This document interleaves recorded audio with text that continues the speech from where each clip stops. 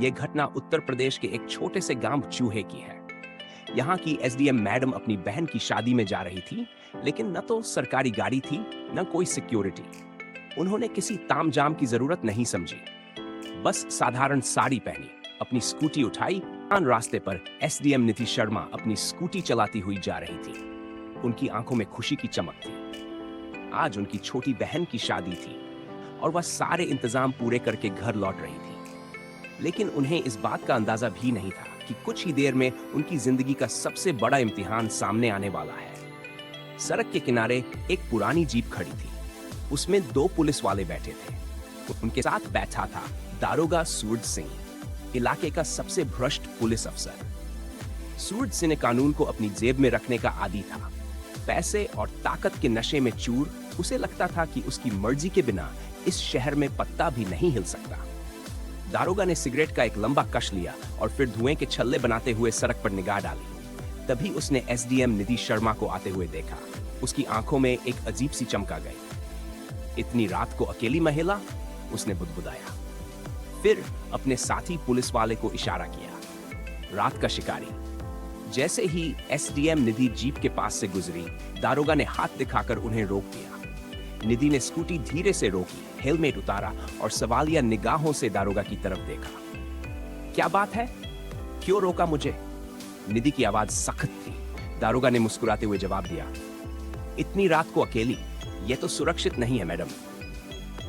सुरक्षा की चिंता तुम्हें करने की जरूरत नहीं है, मैं अपना ध्यान खुद रख सकती हूं, निधि ने ठंडी आवाज में कहा। दारोगा थोड़ा मुस्कुराया और हाथ बढ़ाते हुए बोला, चलिए जरा आपके स्कूटी के कागज तो दिखाइए।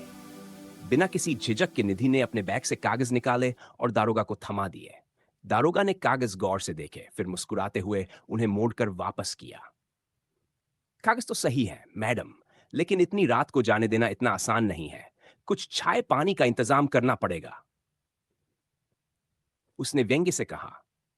अब निधि की आंखों में गुस्सा साफ छलक रहा था। मैं एक सरकारी अधिकारी हूं और तुम मुझसे रिश्वत मांग रहे हो?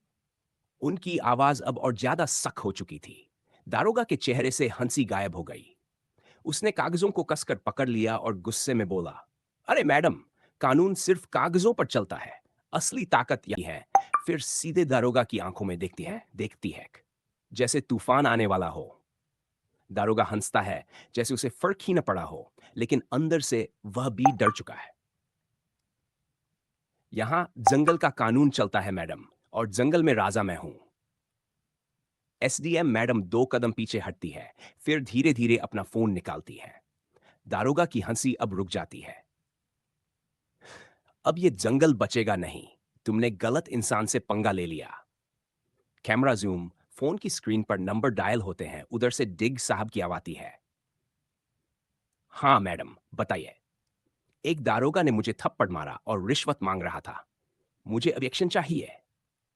दारोगा का चेहरा अब सफेद पड़ जाता है। उसे यकीन नहीं हो रहा कि यह इतनी जल्दी हो गया।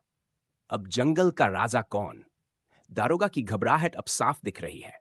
उसकी जीप में बैठे दूसरे पुलिस वाले भी अब डर चुके हैं। तभी फोन की घंटी बजती है। वह डिग साहब का कॉल है। दारोगा कांपते हाथों से फोन उठाता है। दूसरी तरफ से गुस्से में डिग साहब की दहाड़ सुनाई देती है। दारोगा, दारोगा, तुम्हारी हिम्मत कैसे हुई एसडीएम पर हाथ उठाने की? अभी अपनी वर्दी उतारो और थाने आ जाओ। दारोगा अब बुरी तरह फंस चुका है। उसके चेहरे पर पसीना आ रहा है। वह कुछ बोलने ही वाला होता, पीछे से सायरन की आवाज सुनाई देती है। पुलिस की 3 गाड़ियां आ चुकी हैं। Camera slow motion. SDM madam एक गर्व भरी मुस्कान के साथ पीछे हटती हैं, जैसे एक योद्धा जीत चुका हो। न्याय की जीत। सुबह का समय। पुलिस मुख्यालय के बाहर मीडिया इकट्ठा हो चुकी है। दारोगा हथकड़ी में है और कैमरे उसकी बेइज्जती को कैद कर रहे हैं। एसडीएम, अगर वीडियो अच्छा लगा हो तो लाइक करें और चैनल को सब्सक्राइब जरूर करें। ऐसी ही दमदार कहानियों के लिए जुड़े रहें। आपकी एक लाइक हमारी मेहनत का इनाम है।